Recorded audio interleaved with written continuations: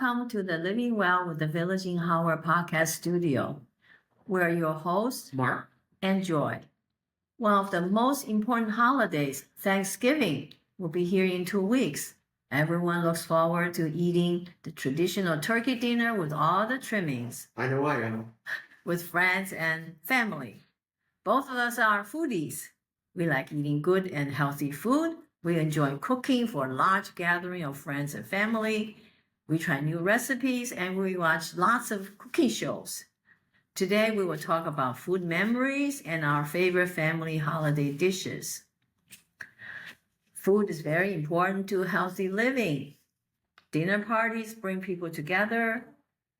Food helps the bonding of family and builds friendships. Delicious and healthy food nourishes the body and soul. In addition, certain food is connected to our memories of people, events, and places. Food memory is a vivid recollection triggered by the taste, smell, or texture of a food, connecting it to a specific experience, emotion, or person. These nostalgic memories help to create a sense of continuity, cultural identity, and even psychological well-being. So now Mark and I will share some of our personal food memories. First of all is childhood comfort food. So Mark, what's your comfort food? I remember we were really close to both of my grandmothers, and there was always something going on in his mom's kitchen all the time, and just the smells and again, big family groups cooking for a lot of people. I remember as kids, there were always the adults always had like filet mignon and crazy things, lobster tails at holidays, and us kids, we didn't get any of that. And that really sucked. And then I got older, and then I got it too. So that was okay. But I remember one Christmas where we did filet mignon, and then like they're cutting out the filet and all that stuff, and then just there, I'm a little kid, and the fillets look giant, and really, the filet's not that big. It wasn't that big at all. But that was just a funny memory from that period of time. What about you? Always we would have soupy rice porridge and steamed egg pudding as a comfort food. When you're sick, you will always get that. Yeah. So next we'll talk about family traditions. Our grandmother's special recipes or memories of family gatherings and cherished times. So Mark, what's your favorite recipes from grandma, mother?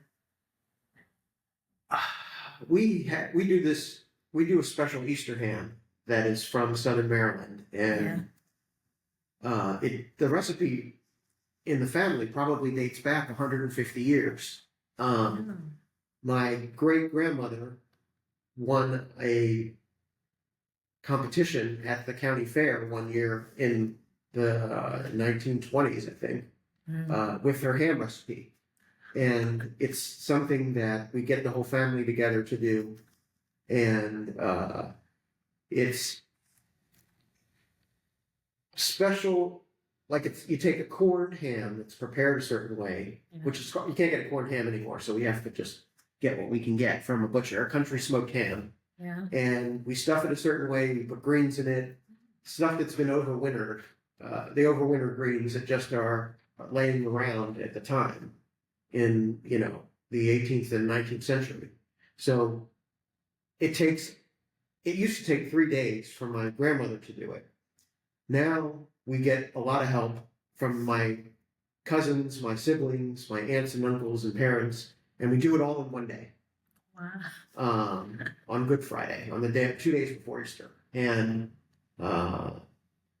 it's something that has really come together really after my grandmother passed away. It started to become more of a family event to keep the tradition alive. Before she passed, God, I spent years trying to learn the recipe and get the amount of salt right. So the recipe that I use is from the 1950s, and there was more salt in hams then. So it took us a long time to get the salt right. So at first we'd use a certain kind of ham from a company called SK in Baltimore. They used to be a big meat producer. And then they produced a lower salt version of their ham, and it threw off the recipe. And it took us like a year or two just to get the salt right again. And, you know, as salt content has gone down, it just took us we need the right amount of salt to get flavor into the ham and all the greens and everything. Yeah. I mean, who knows? I mean, I have such respect for people that do these recipes professionally, because calibrating this stuff is really tough. So I would be interrogated by my grandmother as to whether I did a good job or not with my uncle. My uncle and I did the ham for like 10 years before she passed ourselves, or until it became this big family production. I guess she was still alive when we were doing some of that. So it took me a while to learn it and get it right. And my uncle and I, we compressed it all down into one day. Even then, we would just get started at like 8 o'clock in the morning and go till 4 p.m. because of all the things you got to do. Most of it's waiting for things to cook down. So there is a lot of work, but it's fun, and it's a new family tradition where we all get together and do this before Easter. And not everybody can come to Easter sometimes because of their extended families. You know, you have husbands and wives and where you spend time, but everybody makes time to come by at some point for Easter ham making. Ham Fest, we call it. So that's one of my favorite things of the year. Yeah.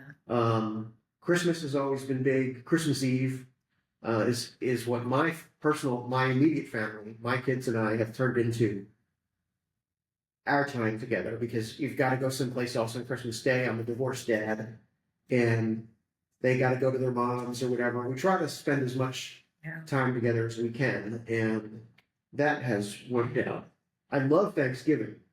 Like, I love cooking turkey at Thanksgiving. It is one of my favorite things. I love it. And, you know, I'll cook like, you know, 8 to 10 pound chickens through the year just to keep my skills sharp. But I love cooking like a 20-pound turkey, going to Maple Lawn Farms down in Southern Howard County there. Yeah. Hopefully they're still there this year, you know, fingers crossed. Like, that's going to be a housing development before long, and I don't know where I'm going to get a turkey then. But I go there like, you know, 2 or 3 days before Thanksgiving, pick up my turkey at Maple Lawn, and oh God, love it. Annual ritual. Yes, for us, because the Chinese people do not have Thanksgiving, so our biggest thing is Chinese New Year. And so all our traditional food and my food memories are from Chinese New Year's Eve. It's like Thanksgiving. Family members from all far away, nearby, all gather together for this big meal.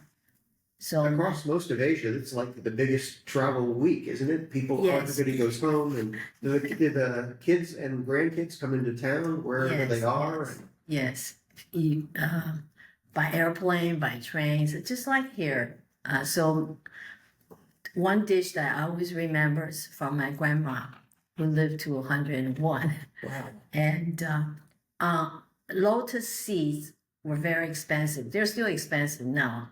But on Chinese New Year's Day, January 1st, lunar calendar, she would make this sweet lotus seed soup for us. It's just clear, sugary water and the lotus seeds. And each person in the family, adults and kids, will have a bowl. It's for good luck. And I remember that. So now every year I cook it for myself. Sweet lotus seed soup. And for my mom's food memories, it's just New Year's Eve dinner.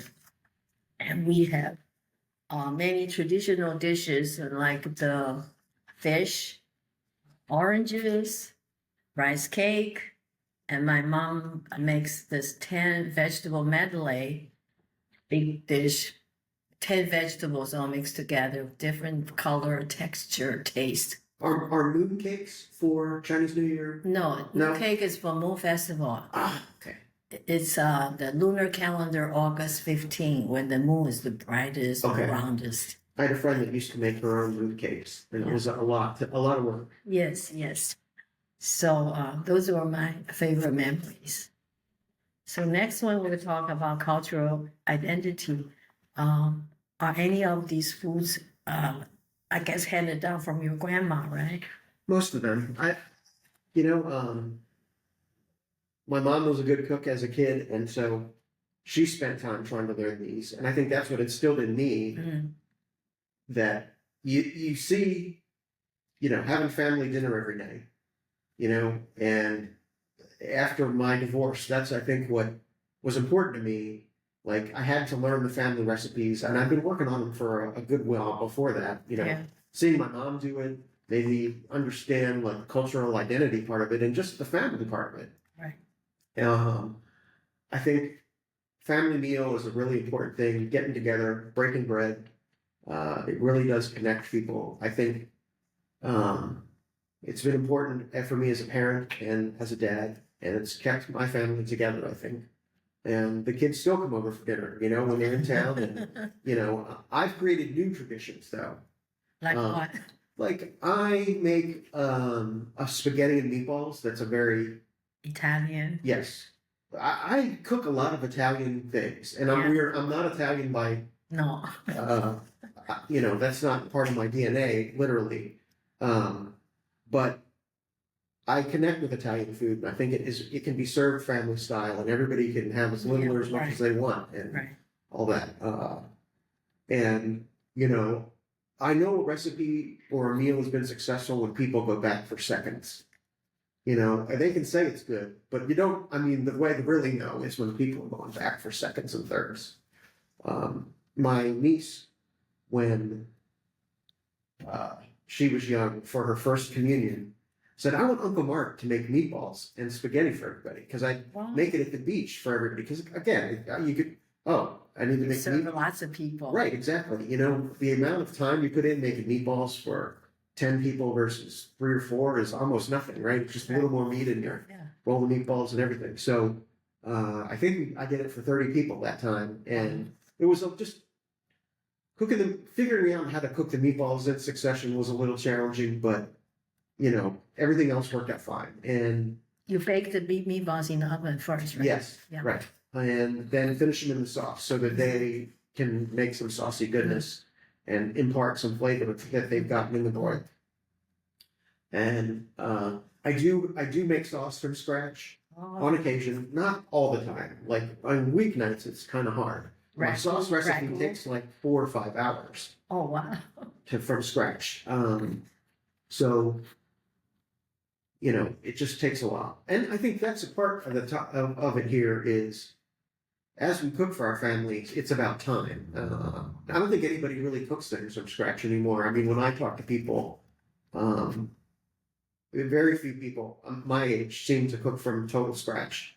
Most people are getting things from the store or taking shortcuts or whatever, and that's fine. You don't have a lot of time, but as a retired person now, I've got plenty of time, and I put the time in before I was retired because it was important, I think, as a dad and to keep the family meal going. So, I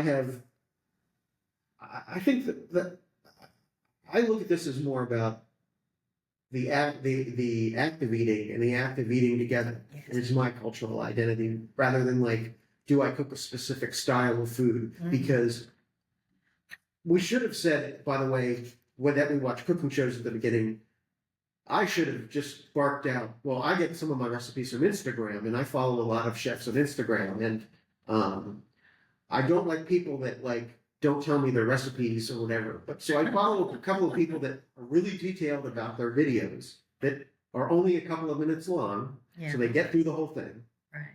and they have a really detailed recipe in their comments. Because I'm always looking for ideas, and what do I want to do next? Because I don't want to be boring and do the same things all the time. So I'm always looking for new recipes. And I think as a chef, as a home chef, that's part of my thing is always looking for new things. Yeah, especially in retirement, when daily life sometimes become boring. If you cook a new dish, try a new recipe, that's excitement in life. And try and error, fail, do it again until you get it right. So that's challenging too. I think we're so lucky to live in Howard County because there's so much cultural diversity here. Yes, There's grocery stores. so many kinds of grocery stores. Like, if you can't find a specialty grocery store that has your specific kind of thing you're looking for, it must just not exist. Like, we're so lucky to have a large Indian community, a large Korean community. There's a lot of Chinese and Taiwanese people here. Like, it is great. I got into making dumplings years ago. And because I was over at Lottie one day and I were like dumpling wrappers, and I'm like, oh man, I got a craving for dumplings. It took me a while to get my recipe right, but I do have a good dumpling recipe. I don't make the dumpling wrappers from scratch, although people tell me I should.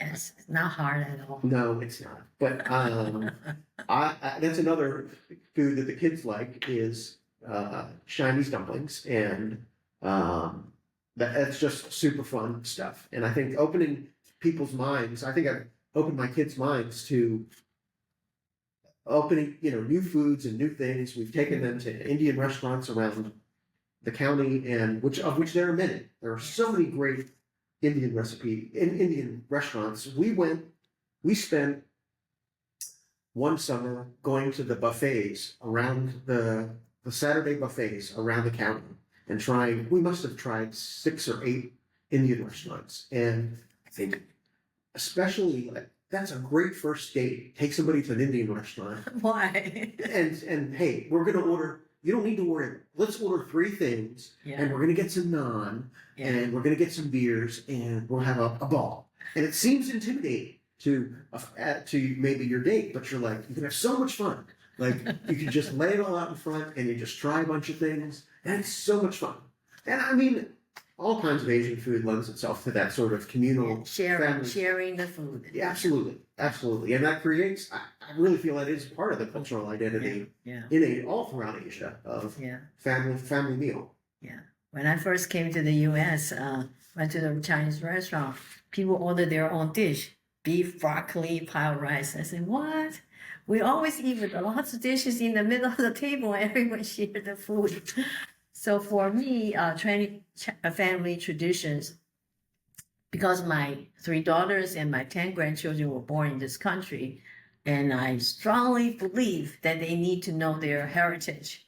So Chinese Lunar New Year every year, which is like sometimes in end of January or February, I make a point of cook a big meal, about 10 or 12 dishes, and get them all come, and I explain, why are we eating this fish dish? Why are we eating oranges? Why are we eating this spring roll, and so on. So I want them to have good memories of Chinese Lunar New Year, and hopefully when they grow up later on, they have their own families and they will carry on this family tradition. Yeah. So lastly, we want to talk about memories of food with friends, because I have some recipes from friends from 40, 50 years ago, like the cheesecake recipe from Ronnie, a neighbor when my kids were babies, and the date bar from a family friend, Rhonda. We lived together in New York first, and then later we moved to Michigan. Every Christmas, she'll send us a care package for my kids, and the date bars were always in there. So that's like good memories of her.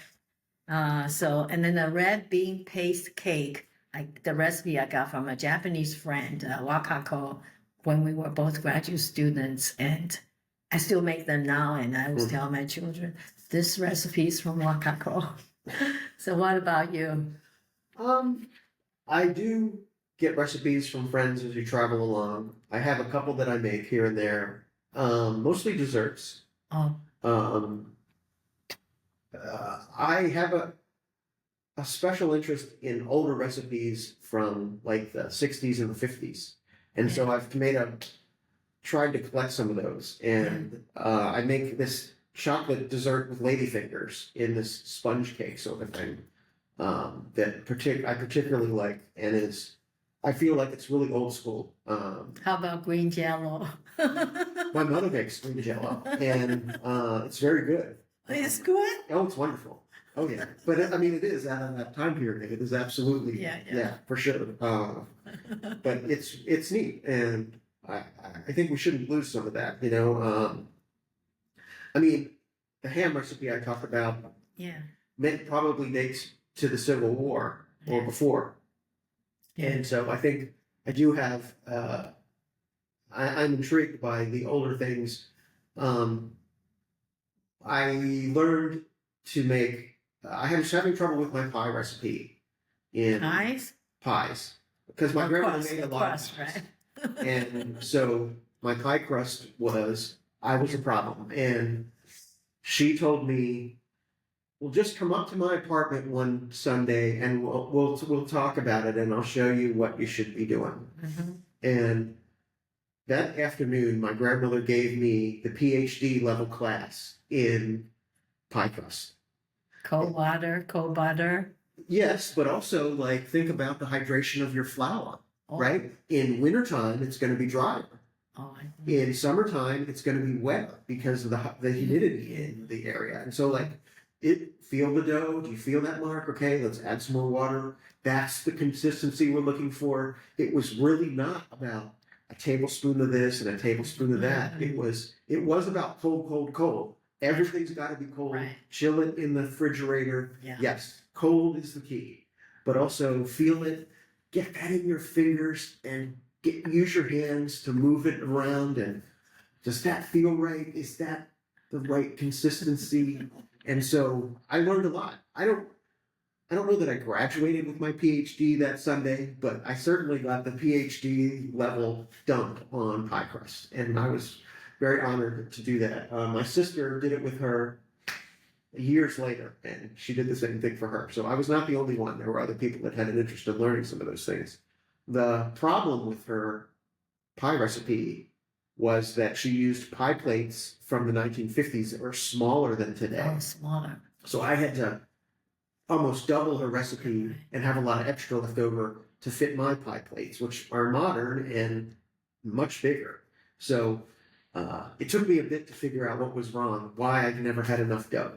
But, my pie I love pie. I think that one of the things I do at Thanksgiving and Christmas and Easter is I make a dessert in addition to something else. I'll make a pie or two.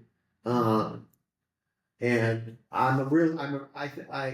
our house, in our family, everybody has a little bit of everything at dessert, we make a pumpkin pie, an apple pie, and something else. My uncle will usually do something crazy. Like there's this pie tart that he does. It's really delicious. It's wonderful. It's taken him years to kind of get it the way he wants it. And everybody gets a little slice. And my sister went to her in-laws once. Yeah. And the host asked Megan, "Do you want apple or pumpkin?" And she said, "Well, can I have a little bit of both?" And that was scandalous. They're like, "Well, what? You can do what? You can have a little bit of both?"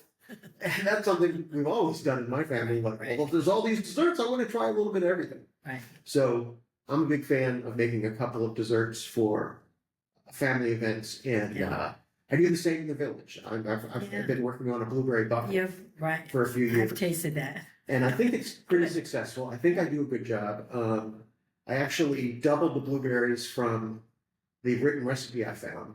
I think that's a lot of my strategy, though, is I'll get a recipe from someone or a family member, and I'll do it the way it's written the first time. Right. But then I'll figure out what I need to change because I very often, when I find a recipe online or in a cookbook, I think it's for expediency some of the time how they do it. I tend to reverse the order of things. I think about how my mise en place. Oh, do I need to do that? Do I need to do this? Could I do it in reverse? And I change the order of things. I don't write this stuff down. You should. You should. I should. No, I should.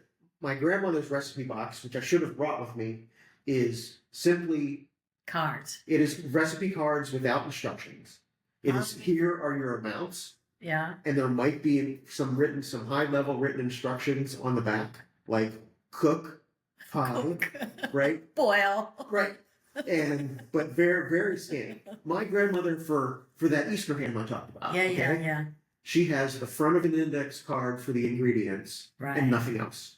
That's And it. I have 3 pages of notes that I took the first time I made it, single spaced Yeah. all the way through. Yeah. So like, I've done that with a number of people. Is I'll make that dish. I don't really have a recipe for this. Well, let me make it with you, and then I'll start writing stuff down and figuring out again if I can optimize the process. So, because I like to do stuff during the week, and you don't necessarily have a lot of time. So I do things. I don't do anything terribly involved if it's not a holiday. You know, I'll put an hour into stuff during the week.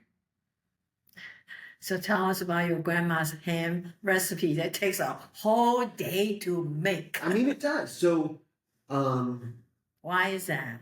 it Like, is- first of all, if you feed a big family, you have to make many hams, right? Not just one. right. So, What kind of pot do you use? so that's part of the problem is that we had got to the point where we had too many people, and a 12 to 15 pound ham Yeah. is what we started with. Actually, the recipe's calibrated for a 12-pound country smoked corned Okay. ham, which they don't do anymore. Like if I wanted to go down to Southern Maryland, I could get a corned ham in St. Mary's County. Yeah. But I can't find that up here, and I've never made it with that, so I don't know what I would have to do. I'd have to figure it out. So, there's a butcher in Highland at the other end of the county from us, that way. And I've gotten my ham from them, and they're a really, really nice butcher out there. My brother has gotten it from an Amish market up in Timonium near his house. Yeah. So that is, I think, I can't find the kind of ham I need in a store, in like the Giant or at Safeway or wherever. No. So I do have to go to a real butcher in all cases. So finding the ham has been a problem. So what we have done is exactly what you're saying, is we have started making 2 hams. Yeah. And rather than try to get a 20-pound ham, and I think so we have an onion and an onion mixture that has spices in it. Yeah. Green onion, white onion, or yellow onion actually, and a few other things. And it's a heavily spiced mixture with hot red peppers and cayenne in it. And it's, on the face of it, once you mix it up, Yeah. it'll melt your mouth. But because of the way we cook it, Yeah. the spice level comes down substantially when you think about how it gets into the meat. Right. So You marinate it first.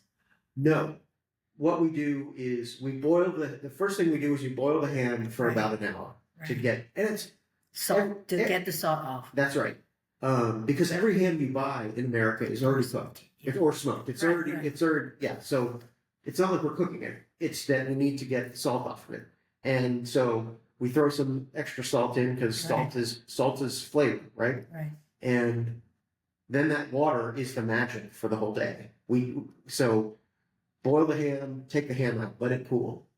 Then we have that mixture of onion greens and stuff, and kale, a lot of kale. Oh, The amount of kale I need, I would comb this county for kale. I have emptied out entire food stores of kale for the amount of kale I need. I have taken boxes of kale out of the Giant on many years, and I need like probably 13 or 14 bunches of kale. Really? And so we strip it, we clean it, Right. and then we wilt it in that magic water. Right. And so add the kale and onions and the spice mixture Into the pot. into the pot, and then it'll wilt. And it, Yeah. from what is a box worth of kale, like Yeah. this, Shrink down. shrinks down to almost nothing. Right. and we spread it. It's so hot once we take it out that you have to let it cool. Yeah. So we've been cooling the ham, and we've let the greens cool. Okay, Right. at this point we've started at 9 o'clock or 9:30, and it's lunchtime now by the time this is happening. So we Take all a have break. lunch. Right. We all have lunch, and then everything cools down, Right. and then we stuff the ham. So Oh, we will literally make holes in it with a knife, or actually what we use now is a knife sharpener, mm, because we just need something to give us a path through the ham. And our job is to put that spice mixture in and as deep the, as the we can. kale. Yes, the kale mixture in the How ham. about the bone? You leave the bone in? Leave the bone in, and so we're doing surgery here. We've got to know where the bone, so mostly we get, sometimes, those ham bones are huge. Right. So we've got to figure out where they are in the ham Yeah. and where we can work around Right, it. exactly. So I do want a bigger ham. A 15-pound ham is easier for me to get a lot of stuff in there. So we get as much kale in as we can. Right. A couple of years ago, my cousin brought his 4-year-old kids over, Right. and we realized the kids have they Small got fingers. little tiny fingers and can get in those holes, and the kids loved it. So Really? the kids they don't come every year, but the years they've come, it's been amazing because they're very good at getting the kale Yeah, mixture yeah. into deep into the ham. Yeah. So it's fun for big people and it's fun for small people. And so that's been cool. I kind of wish that this is not how the ham was made when I was a kid. My grandmother did it with maybe one other person, but mostly all herself. Yeah. And I would have loved to have been involved. It could have been a lot of fun for the grandkids, all of us to be involved and to, So after stuffing, what do you do? Now we boil it again Boil again. And we- in that broth. in right? that broth, Yeah. and we wrap it up tightly in a bag, like a brewing bag that you use for brewing beer, because it can be sealed tightly. Mm. I can tie it off because I want to keep Like that. made of cheese broth? Cheese Yes, cheesecloth. Yeah. Okay. I can tie it really tight, and I can keep that kale mixture right Yeah. next to the ham, because I put whatever's left over goes right back in the bag. Yes. Okay. And then we boil it again for maybe another 2 hours. So, So we the ham is boil for- really tender now. yeah, Well, also after that, They don't fall apart? no, not at all. Okay. No, it stays together. The ham itself at this point is probably only cooked 3 hours, Mhm. but we've done it in pieces. Right. And then this is Good Friday, so it's 2 days before Easter. So we'll let it cool, put it in the fridge, Yeah. and take it out on Easter Sunday and slice it. And So when you cut it, do you see like green yeah, dots yeah, among the meat? yeah. There's And that little gives the special the spice. texture and the Right. taste, huh? And I mean, I have to think about from when I was a little kid. Yeah. Like, did we do it right? Because some years we do and some years we don't. Like the ham might be bigger, the amount of spices we put in. Actually, I use that recipe from the 1950s as my baseline. Yes. And I actually do math based on how big the ham is. Because if I have a recipe calibrated for 12 pounds Right. and I'm a 15.5-pound ham, I've got to Right. change my Have to spice adjust mixture. it. So I increase my spice mixture based on that 12-pound golden recipe I have. Right. And I, apply, I see what the difference is, and then I apply that multiplication factor to all my spices. So I up it, and then I still add another teaspoon of salt on top of that typically, just to get it right. So this year was really good. So each year they might come out differently, taste a little. They do. They do, They right? absolutely do. They do not all taste the same. I don't even understand why they are so different year over year. And I have to think back to when I was a child to see how well we did it. Like, it's cultural memory now that did we do this well? My grandmother was that cultural memory. She lived to be 104, Wow. and she was like, "You did good this year." One year I used the wrong kind of onions, and that didn't turn out so well, but it was okay. You must have been her favorite grandchild, right? I Who mean, loved to cook just like she did. maybe. I mean, she didn't play favorites. That Oh, was no? no. But my grandmother was adventurous, and she'd try anything. We would have a birthday celebration at downtown Baltimore at Cross Street Market when she was more mobile, and that was fun. We'd eat oysters and drink beer and all that stuff. It was very special. But then, as her mobility changed, it became harder to do that sort of thing. And I think my younger cousins maybe didn't see her do those things as much as when I did. She was much more mobile through my life than theirs. Yeah. Not to say they didn't get to do fun stuff with her, because she did fun stuff. She took my brother and I to see Star Wars in maybe The Empire Strikes Back in 1979. Yeah. Like she said afterwards, I had no idea what was going on. It was crazy. It was insane. I didn't get anything, but it was a very special thing with my grandkids. So that was cool. Like that was like, she gets it. And I think I patterned a lot of my food life after her, and there's a lot of life lessons I take from the way she did things. It clearly, my dad used a lot of those life lessons for him as well. So that's been a very special experience for me. That's wonderful. Thank you for sharing this very special family ham tradition. Well, someday you'll have grandchildren, and they will follow you. They will cook with you in the kitchen. I hope so. Yes. I'll be traveling to Maple Lawn Farm in a few days to get my Thanksgiving ham. Turkey, and away we go. I hope we should have a big crew this year. I think, hoping for a 15 pounder. I love turkey. Just man, especially like the day after. Everything, breakfast pie. Oh yeah, leftovers are the best, right? Oh, they are. Yes, absolutely are. Yeah. So some of our friends do not cook. So I hope this session will inspire people to go and try something simple recipes. They're all over the place on YouTube. Just try them. I'm a firm believer that home cooked healthy meals are good for us and for everyone around us. I completely agree. Yeah. And just try stuff. Just get out there and do simple stuff, and that can work your way up to more complex things. Right. Best food comes from the best ingredients and cook with love. Cook with love. I agree. Yes. I do the same. Yes.